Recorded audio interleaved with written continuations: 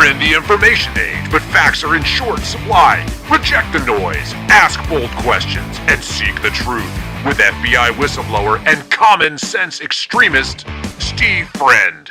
This is the American Radicals Podcast.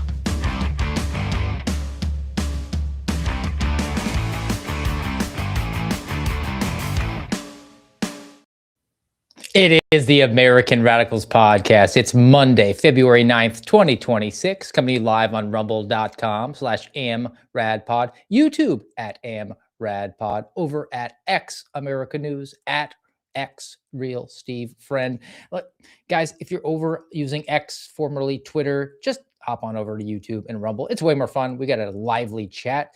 If you like to listen to us on the audio format, iTunes, Spotify, iHeart, we drop those episodes like an hour after we get done recording, 12 o'clock Eastern every single weekday. And as always, a reminder, do all those things to help us grow out the brand, guys. Like, follow, subscribe, smash the thumbs up, leave a comment, all those things helping to trick their algorithm. We're trying to radicalize as many Americans to becoming commonsensical thinking as we are on this program. Today is going to be all about breaking down norms. It's a play on a definition from my ex-girlfriend over at the FBI, which we're going to go deep into. There was a big announcement that they had busted a 764 nihilistic violent extremist kiddie porn case. So one of those things doesn't match with the other. We're actually going to read into the court documents to show you just how much the norms are being broken down over at the preeminent premier law enforcement agency that you fund to $11 billion a year. We'll also get into some teachers who are suing to keep ICE away from schools. A judge says that police can't use their tools to enforce the law. A state attorney general says that it's okay to kill ICE agents. A Supreme Court justice is partying with anti-ICE music people over at the Grammys.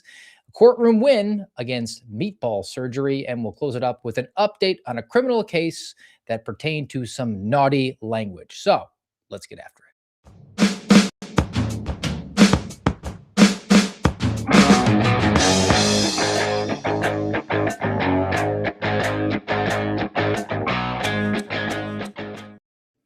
Breaking down norms.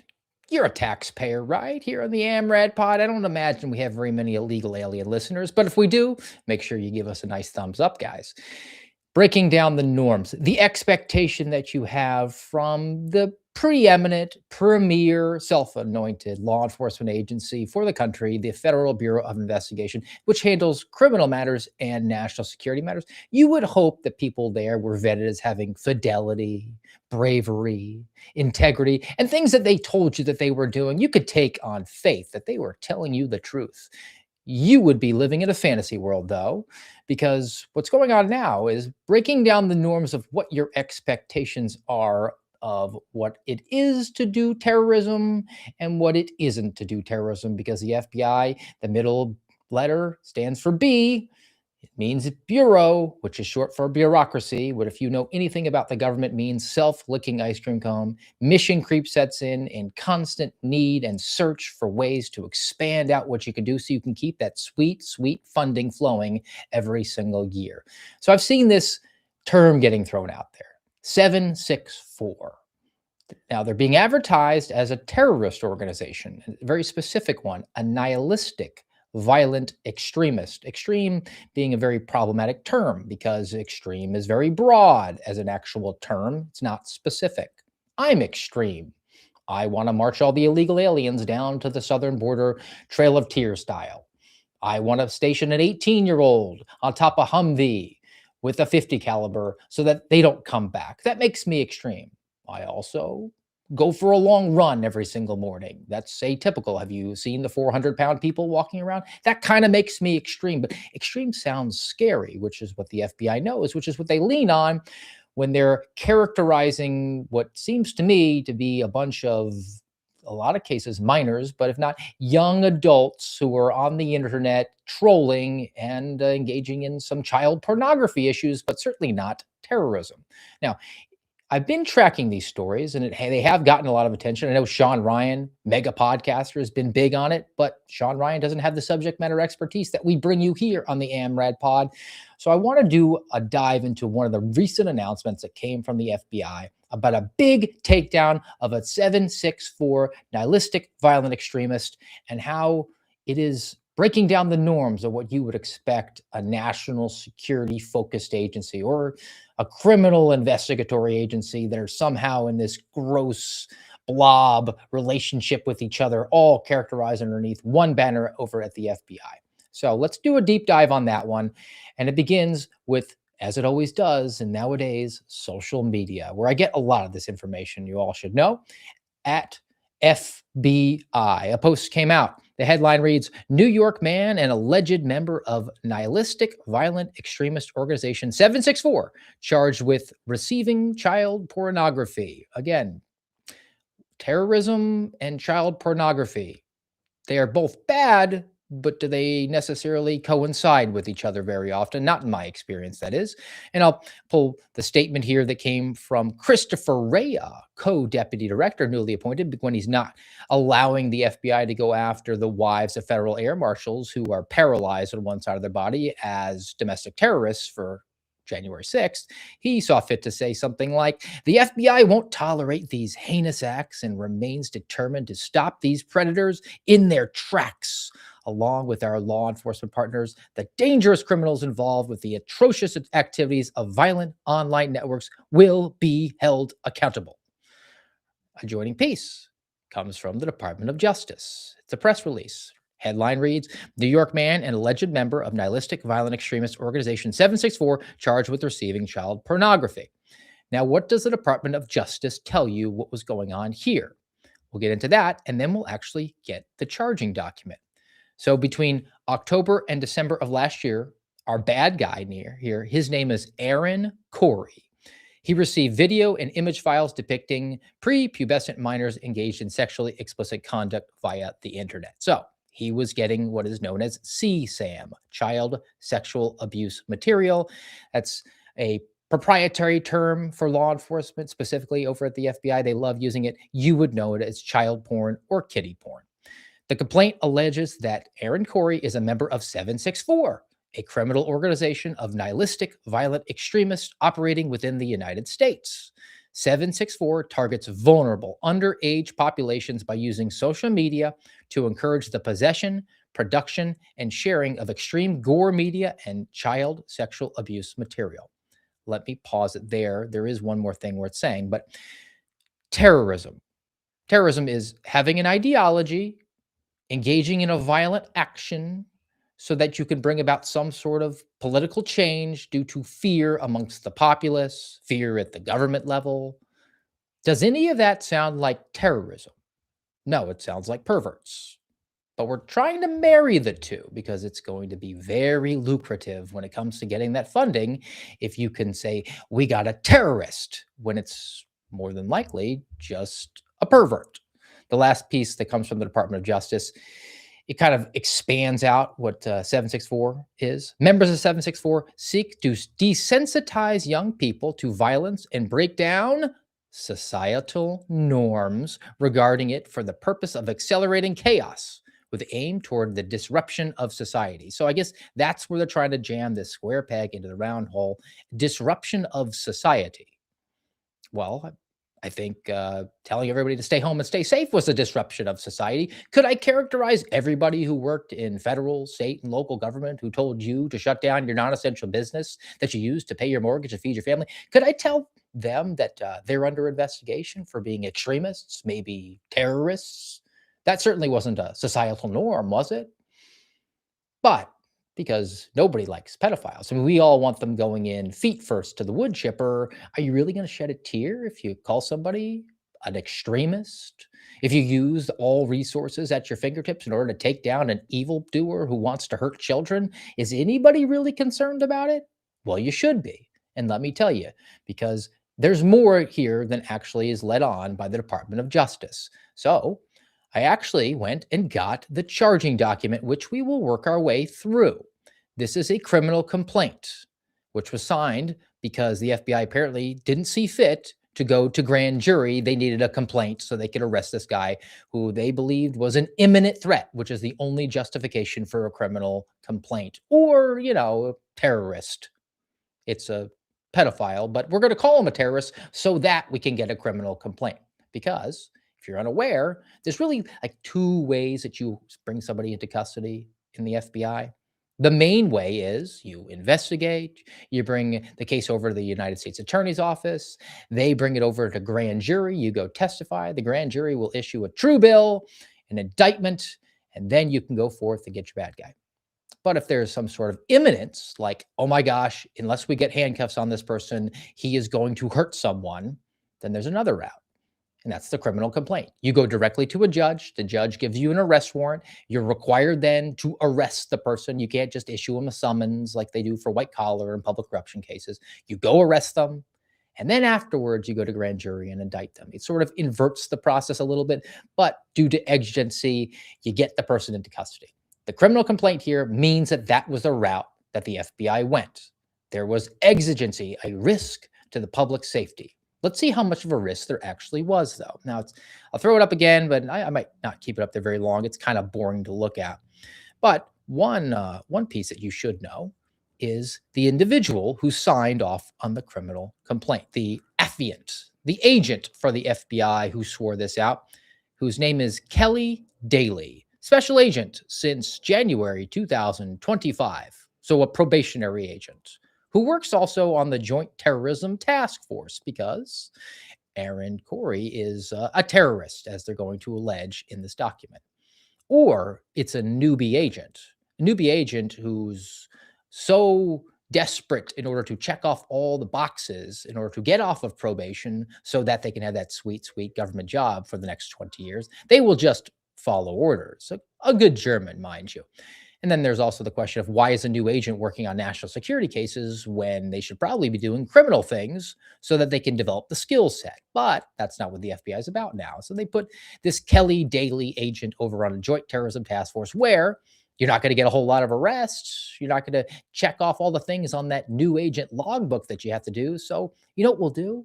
We'll toss them a kiddie porn case and just tram that square peg into the round hole and call it terrorism. Now, how bad is it actually? Now, on a criminal complaint, the paragraphs are numbered, so I can scroll through it and just kind of give you the highlights, the wave tops here. Paragraph 7, the whole thing started because the state of New York, which is where this happened, had a search warrant for our bad guy. Again, his name is Aaron Corey. The state started the investigation for terrorism? No. For kiddie porn? No. For drugs. It was a drug case. So they did a search warrant at his house, and then in the course of doing and executing the search warrant, they seized his devices, which is not uncommon. Now, when they seized the devices, they reviewed the devices and they said, uh-oh, there's child sexual abuse material on here. Our warrant is not for that. We're not comfortable with this. We're the dope guys. We're the narcs.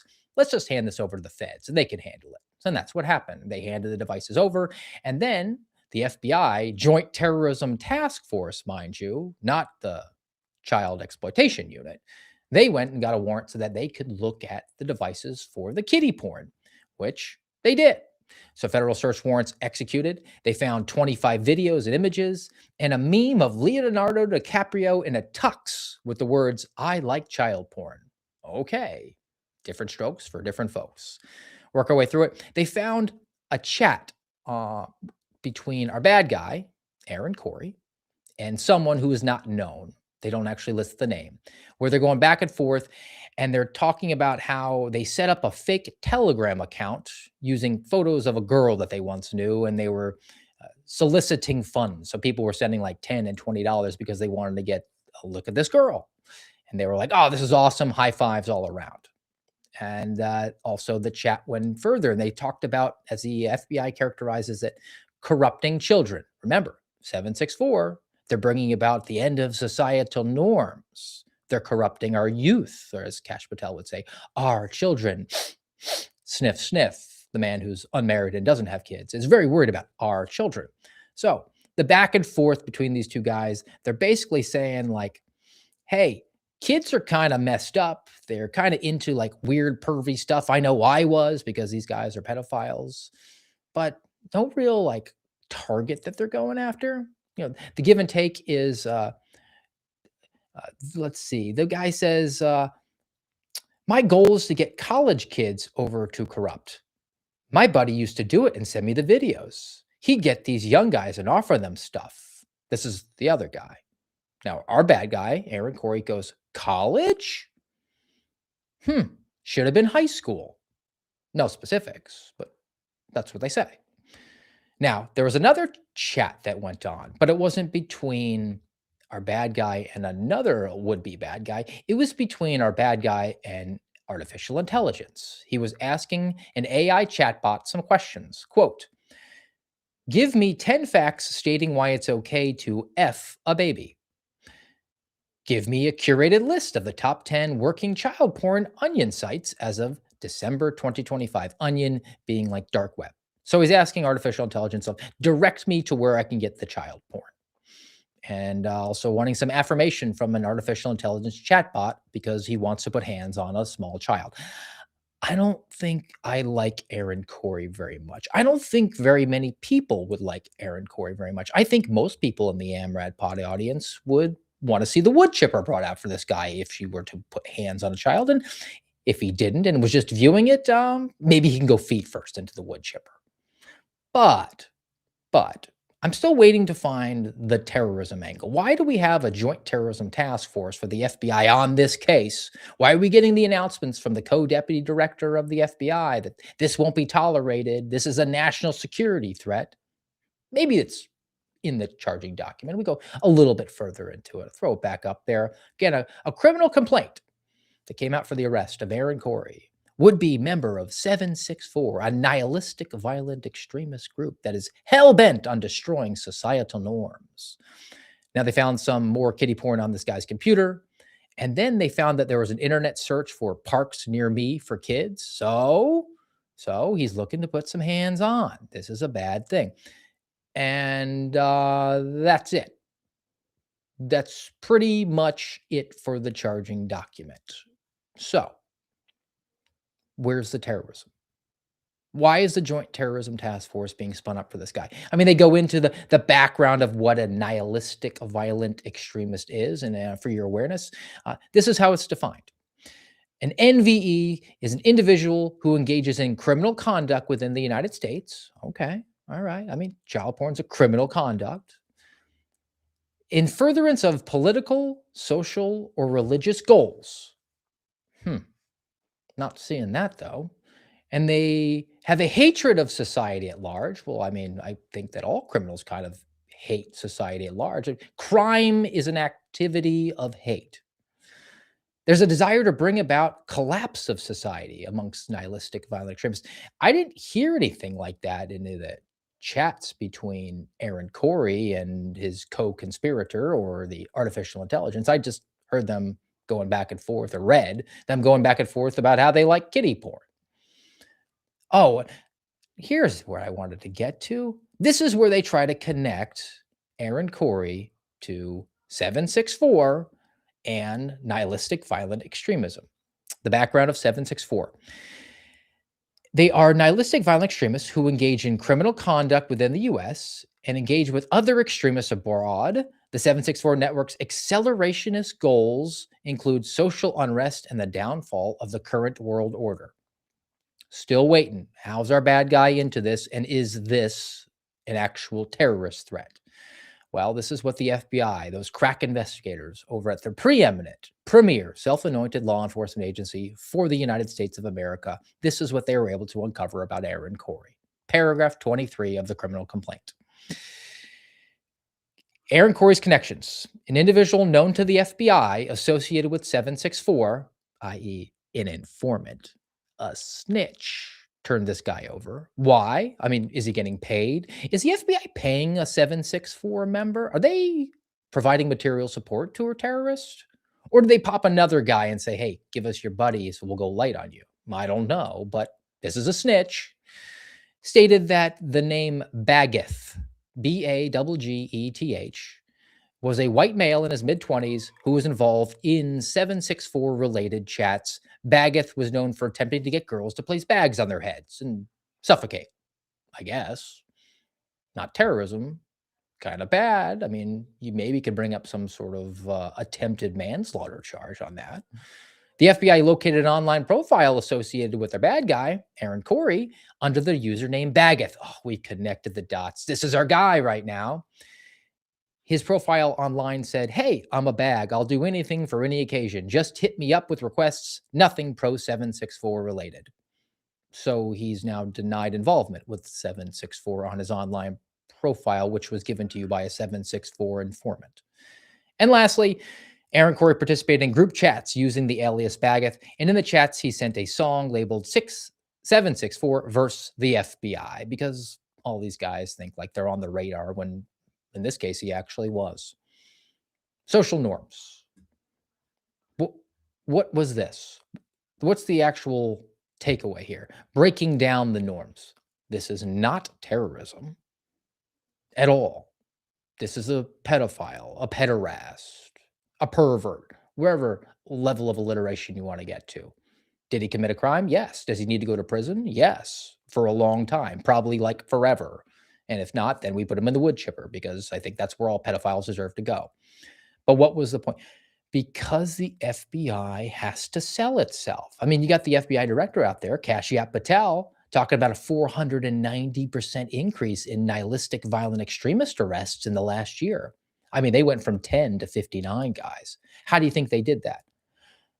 By getting pedophiles and calling them terrorists, using national security resources. If you have this amount of bandwidth in national security, there's either not a real terrorist threat, or you're not focusing it in the correct fashion. You're not looking for the true threat. I think we're really blessed in this country that we live in a relatively safe land. The terrorist threat really isn't there. This is a bureaucracy, a self-licking ice cream cone, in search of a mission to justify its existence. And a way for the new agents, the good Germans, to get off of probation is to get a nice terrorist arrest. This is a career case for this agent, this Kelly Daly. He's now got a terrorist. It's for kiddie porn, but nobody needs to pay attention to that detail. He has a terrorist in custody, which is something that most people who work in national security never, ever get to do. This is the latest evolution. This is the latest devolution of your FBI. They want to get in to the kiddie porn game so they can say it's terrorism. So they can get you just nodding along, pumping your fists, saying that this agency is an objective force for good. I'm not saying it's bad to arrest pedophiles. I'm saying it's bad to characterize them as terrorists, because that's an interesting precedent. It's almost like they learned their lesson when they said that people praying outside of an abortion clinic were domestic terrorists. Moms at school board meetings were domestic terrorists. Well, now that America's back and based, and we'll go back to the actual bad guys that we'll go after, but the precedent is there. They'll find whoever in order to call them a terrorist, so that you, as the American people, won't bat an eye when Congress sends them another billion or 12. Okay, that's enough on this one case. I think we can kind of churn through some other stuff that I've got here as we're talking about breaking down norms. And we can go out to Minnesota, where we've got some concerns about the ICE being targeted by teachers and judges. So begin over at the New York Times. Headline: Educators sue to keep immigration agents from schools and bus stops. This is an actual lawsuit that is currently making its way through federal court. The lawsuit's challenging the Trump administration policy that rescinded federal guidance limiting immigration enforcement at or near so-called sensitive locations. A sensitive location would be like a school, a hospital, or a church. And the Trump administration, in its effort to do some mass deportation, said, hey, we're going to go find them. If they go hide in a school, what do you want to do? Say, like, that's home base, all the oxen free? We got to send some guys there. The lawsuit says that this policy change is usurping decades of federal precedent. Not law, though, just what they typically did. They're just being more aggressive in doing the thing that the American people sort of should expect their federal government to do out of the executive branch. Enforce the border, that pesky, dusty document. that Constitution, that representation, that memorialization of the social compact between the people and our government that says we're going to give up some of our liberty in the expectation that you do these finite amount of things, protect us against fraud and force, coin some money, some treaties here and there, and enforce the border. I think that that's in keeping with the pesky, dusty document. Being more aggressive because the Biden administration allowed 50 million illegal aliens into our country, that seems kind of appropriate. But the teachers' unions and other organizations in Minnesota, they want to break down some norms and they think that they can stop ICE in their tracks. So back to this piece. Again, from the New York Times, at one point, a newspaper. Educators sue to keep immigration agents from schools and bus stops. By positioning agents near schools and at bus stops, the Trump administration has stopped children from being able to learn and teachers from being able to do their jobs. Hey, did the teachers union sue to get kids back in school because of a chest cold 6 years ago, coronavirus? Or did they just say, oh, no, stay home, stay safe? That certainly was breaking precedents. That was breaking norms. Across the Twin Cities, school districts have reported higher rates of student absences. Some are offering an online learning option for families, so the schools are allowing illegal alien kids to learn from home through Zoom. Brenda Lewis, superintendent in the Fridley, I guess it's called, Fridley, I don't know if it's a county or a city, said that agents were stationed in a school parking lot Saturday morning shortly after a New York Times article on her school district was published. Now, a couple of ways we can take this. The federal agents were in a school parking lot, a public school parking lot, probably convening to strategize what they were going to do on whatever removal operation that they were engaging in, enforcement and removal operations, EROs. There were no kids in school. It was a Saturday, but the superintendent said, hey, there was just an article published about us, what's going on here in the New York Times, and now they're targeting us. What was that article? Well, I went and found it over at the New York Times again. It's difficult to see because they did a terrible job with the color of the font and the headlines. It's white on white. Do better, New York Times.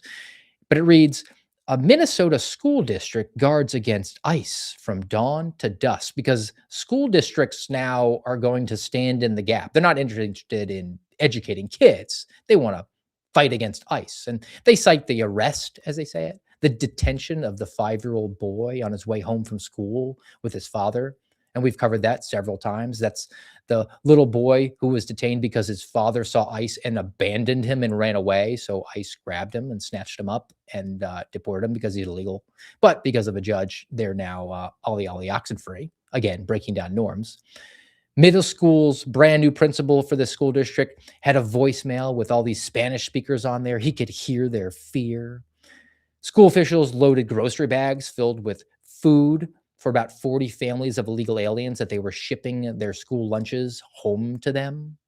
And then the superintendent and a security official, a former police officer, were now doing patrol operations around trying to find what they thought were ICE and then reporting it over the radio so that people in the school could flock to it and try to interfere with a federal enforcement removal operation, ERO, from ICE.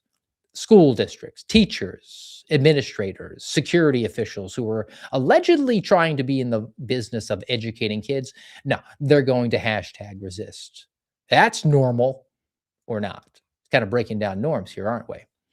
Now, the statement that we got in relation to the Department of Homeland Security electing to undo years, decades of precedent as it pertains to going to the schools, I think was fair. It sort of summarizes what I said here. This comes from Department of Homeland Security's own website. This action empowers the brave men and women of Customs and Border Protection and ICE to enforce our immigration laws and catch criminal aliens, including murderers and rapists who have illegally come into our country.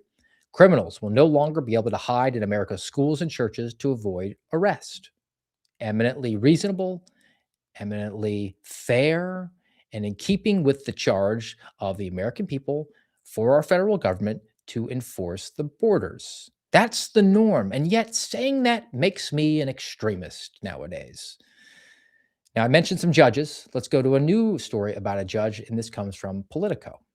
Headline reads, Judge limits Fed's use of weapons against anti-ICE protesters in Portland because this is the new norm. Judges think that they can involve themselves in less than lethal tools kits for police.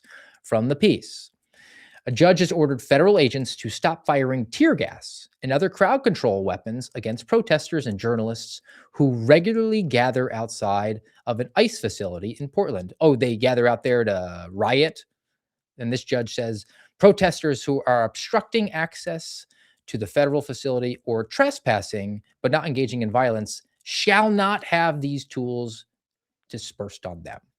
So, if they're engaging in law breaking, trespassing, or obstructing a federal operation, this judge has taken it upon himself to say that law enforcement can't use tear gas to disperse the crowds that are breaking the law, that don't necessarily even have to be engaging in a violent riot. They're obstructing federal officers from doing their lawful duty that the American people expect them to do. And now you're telling them that they have to do it with their hands tied behind their back? That's not up to you, Your Honor. You must have been absent. They did taught law at law school. You can't make that call. And let's say even that you can. Let's say, no, you're not allowed to use any sort of like pepper spray or tear gas. Do you want them doing baton strikes on these folks? That seems like it would be more of a permanent kinetic solution to the problem. Do you want to see that? It's just a failure to actually do second order thinking here. But nevertheless, this is a judge who's breaking down the norms and saying, you know what, I'm going to be in charge of the use of force policy for the federal government at large. That's not normal. Pivot over to another one, because this is actually adjoining.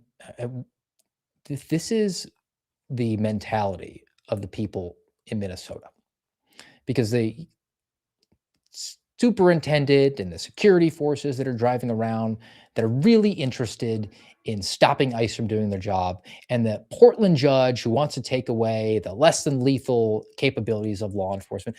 What is the genesis of this? How has it shown itself to be a net negative for a society?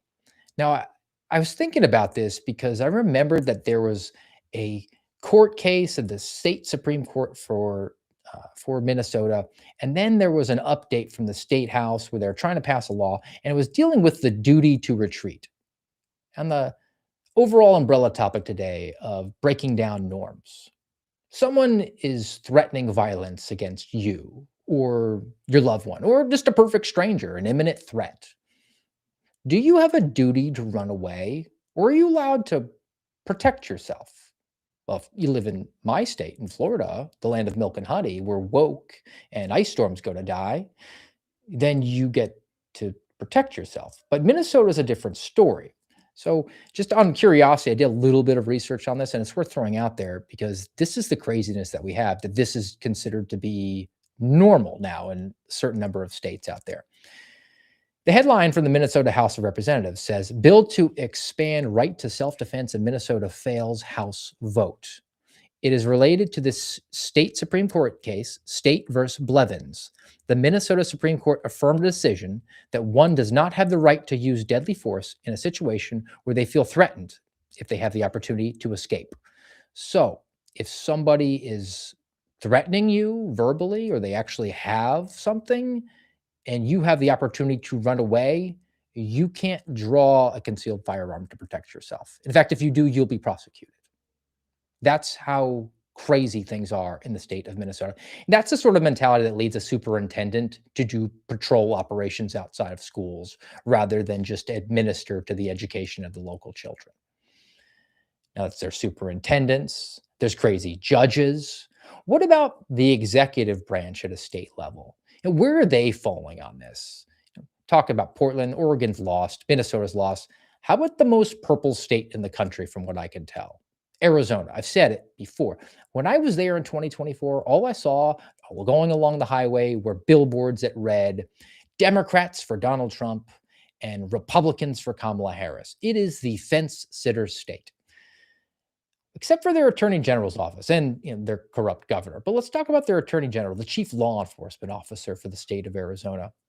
Headline: Arizona AG suggests states' self-defense laws allow residents to shoot masked ICE agents. So in Minnesota, self-defense doesn't exist. In Arizona, you get to be hyper aggressive, according to their chief law enforcement officer.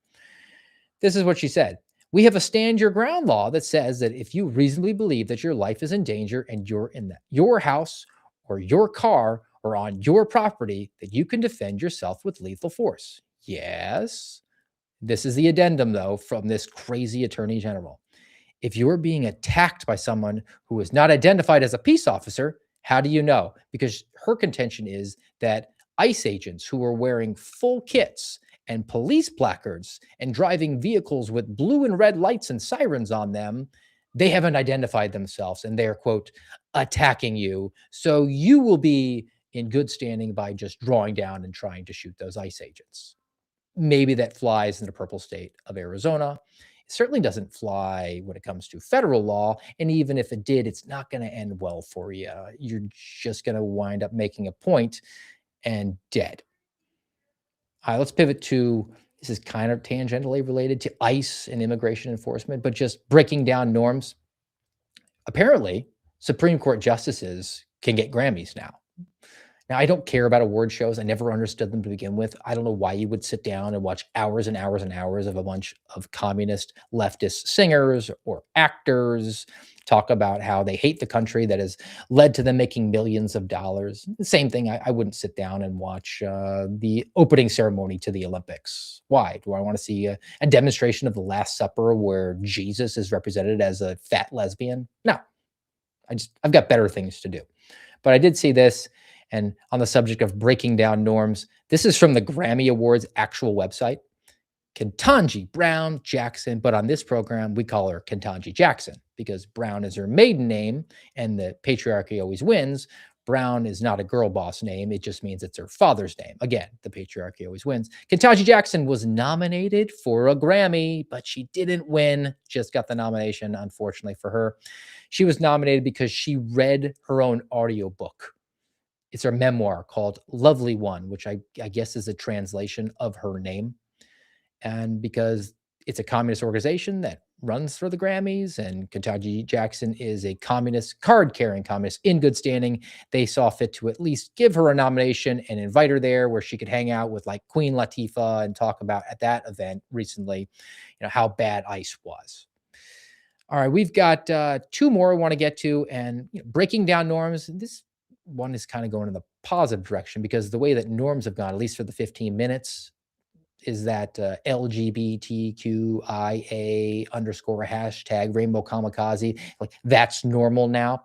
But finally, a sane decision came down from a jury when it comes to doing meatball surgery. So this one comes from the Epoch Times. Headline: Jury finds doctors liable for malpractice in gender surgery lawsuit. Boom. Hashtag winning, guys.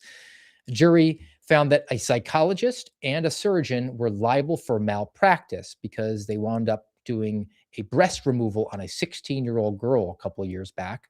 She's now an adult. She's now 22. Her name is Fox Varian, and she wound up getting $2 million in damages. The jury was not asked about whether gender-related surgical procedures are appropriate for minors. Instead, they were questioned about whether or not this therapist and the doctor took appropriate steps before the surgery, and they said that they didn't really communicate with each other, and they were rash in this effort to try to trans this girl to a boy, which Sally can't become Harry. And as a result, she wound up getting $2 million. I hope that everybody who engages in this winds up being sued into poverty, into indigence, because it has been such a lucrative venture for so many people in both the medical and the psychological medical care communities. I mean, these patients are coming in. They can keep them on the hook for years and years and years, especially if you're a dude who feels pretty and they put a permanent hole between your legs. That requires constant upkeep, and we're going to have lots of hormones going on forever, and what's going on between your ears is never really assessed until afterwards, until after they've done that permanent change that is going to require permanent upkeep. Well, then they can have you keep coming in. They can keep prescribing you the the hormones, and also, some SSRIs to deal with the fact that you just mutilated yourself permanently. It's been a boondoggle for those industries. And now that we're breaking down the norms or breaking down the abnorms, if we're going to swing back into a sense of normalcy, I'm here for it. I want to see these guys sued into oblivion. All right, one more that comes from Headline USA and free speech absolutism here. This one is, I don't know, last year, this woman kind of went viral. And it was a story about a woman at a park who was dropping an N-bomb. Headline, Minnesota mother charged for using racial slur demands speedy trial. Stunner. It happened in Minnesota where you can't stand your ground. But the background, for those who don't know, was that Rochester police were involved in an incident at a local park where a 5-year-old autistic boy took applesauce from this woman. Her name is Shiloh Hendricks. She had an 18-month-old baby. So this 5-year-old grabs the applesauce and goes running, and Shiloh Hendricks starts chasing after him. According to the criminal complaint, Hendricks became very angry while chasing the child. She shouted at him, and she repeatedly used the N-word. His father felt fear that she might strike the child, but because it's Minnesota, he couldn't actually intervene, I guess, physically. And then this woman grabbed the applesauce, and that was it. And we were done here. But this guy wound up filming her, and she dropped some N-bombs, and that gave people a sense of the feels, so they charged her criminally. Now, right now, she's facing 3 criminal counts of disorderly conduct, 90 days in jail, and a $1,000 fine, and she is not taking a plea deal. She actually is asking for a speedy trial. She wants it in 60 days. Otherwise, she'll have to wait for another 8 months in order to actually go to trial. And on top of that, she's established a give, send, go that has raised $600,000. Now, am I in favor of people using naughty language, offensive language? No. But we allegedly live in the land of the free. That was pretty normal. You know what the normal thing was if people were jerks? You called them a jerk and walked away from them. But now we've broken down that norm. We call the police. And then the police, as opposed to saying, really, dude, just walk away. No, they brought criminal charges because it's a communist state of Minnesota. They're actually going to be a prosecutor who's going to follow through and try to put this woman in jail because she said words that they don't like. That's a broken norm. How about a return to the nostalgia days of the playground? This is actually on a playground. I've said the whole nostalgia angle for Make America Great Again, it's a throwback to the laws of the jungle on the playground. If Steve is getting bullied by Bill, well, Steve can go to the teacher if he doesn't have any recourse because Steve is weak and Bill is strong. But that's the last option. The first option of the law of the jungle on the playground is Steve gets to take some physical action against Bill, and he doesn't get in trouble for it because Bill was a jerk. That's normal, but that's been completely obliterated by today's standards. Okay, so we've reached the end of today's podcast. Reminder, guys, if you haven't already, give us a nice thumbs up, follow, subscribe on rumble.com/amradpod, YouTube @amradpod, over on Spotify, iHeart, iTunes, all that. We appreciate it as always. Drop in some comments. But I will not leave you on this day without a nice palate cleanse on the subject of breaking down norms. Here's a throwback to Elvis Presley talking about being a normal singer as opposed to the Ketanji Jacksons who were at the Grammys. This is what they used to actually view politics at from the musical industry. Mr. Presley, what is your opinion of war protesters? And would you today refuse to be drafted? Honey, I just seem to keep my own personal views about that to myself. I'm just an entertainer, and I'd rather not say. You think other entertainers should also keep their views to themselves? No. That's why he was the king, guys. All right. We'll plan to be back with you tomorrow, Tuesday, noontime. And until then, have a great day.